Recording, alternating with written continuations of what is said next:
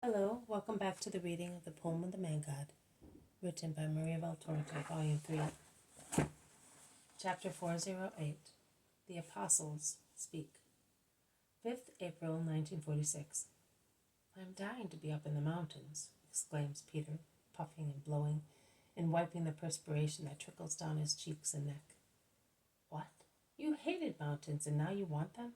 Sarcastically asks Judas Iscariot, who has become overbearing and bold once again, now that he sees that his fear of being found out has come to nothing. Yes, now I really want them.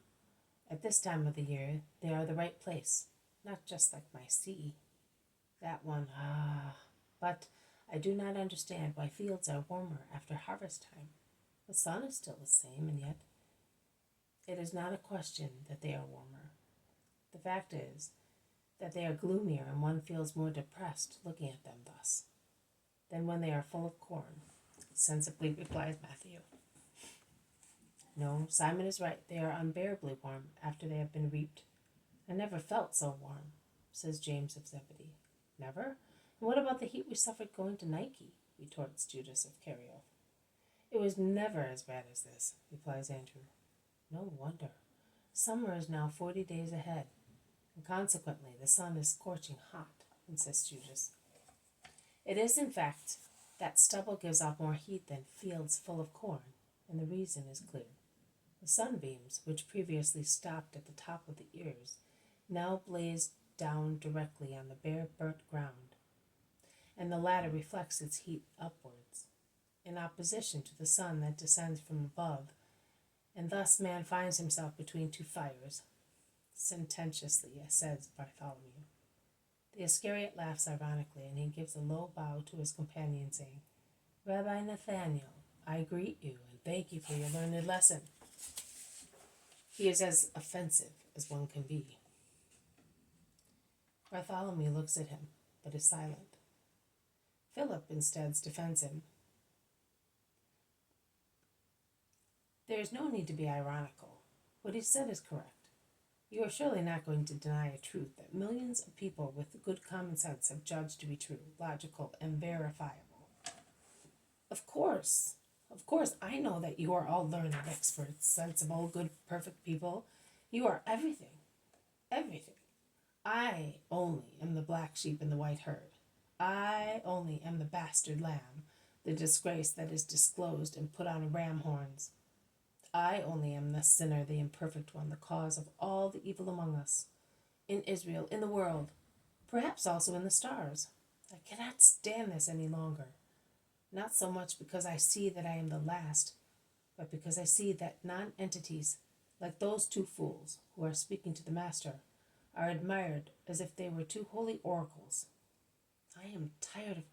Listen, boy, Peter begins to say, while red in the face, not so much from the heat as from his efforts in controlling himself. But Judas Thaddeus interrupts him. Are you judging other people by your own standard? Try and be a non-entity yourself, like my brother James and John of Zebedee, and there will no longer be imperfections in the apostolic group. See now whether I am right. I am imperfection. This is too much, but it is... Yes, I think that it was too much, the wine that Joseph made us drink, and in this heat it is upsetting you. Just a reaction of the blood, says very calmly Thomas, to make a joke of the quarrel which is about to arise. But Peter has worn out his patience, and with set teeth and clenched fists, to continue to master himself, he says, Listen, boy, there is one thing only advisable for you. Part for a little while. I part by your order. The Master only can give me orders, and I will obey him only. Who are you?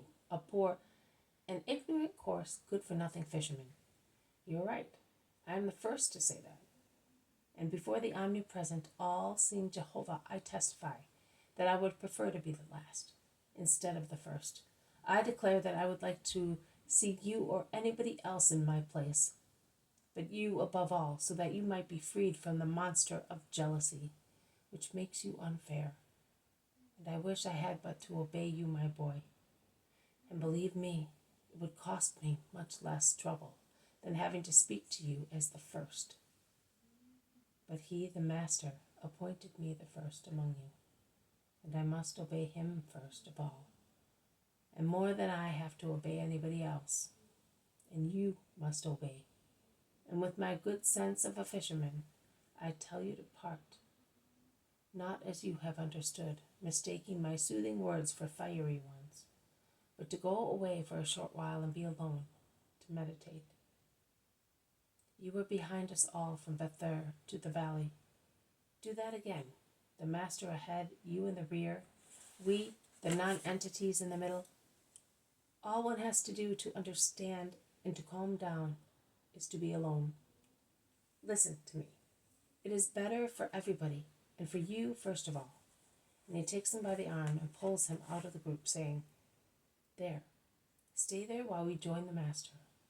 Then come slowly, and you will see that the storm will soon be over. And he leaves him, joining his companions, who are already a few meters ahead. Ugh, I perspired more speaking to him than walking. What temperament! Shall we never be able to get something from him? Never, Simon. My brother persists in keeping him, but he will never get any good out of him, replies Judas Thaddeus to him. He is a real punishment for us, whispers Andrew, and he concludes, John and I are almost afraid of him, and we always keep quiet, fearing further quarrels. It is in fact the best policy, says Bartholomew. I just cannot keep quiet, admits Thaddeus. I'm not very successful either, but I have found the secret to become so, says Peter. Which, tell us, they all say. Working like an ox at the plow, even a useless job. Something that serves to get off my chest the load that is brewing up inside me. Something that is not Judas. Ah, I understand. That is why you made such havoc of plants when descending to the valley. That's why, eh? Asked James of Zebedee. That's it. But today, here, I had nothing to break without causing damage. There are only fruit trees, and it would be a sin to spoil them. I worked 3 times as hard, breaking myself, so that I would not be the old Simon of Capernaum, and my bones are aching. This has been a reading from the Poem of the Man God, written by Maribel Torta, Volume 3, Chapter 408, Part 1, The Apostles Speak. Thank you for listening. I will see you tomorrow. May God bless you, and may peace be with you.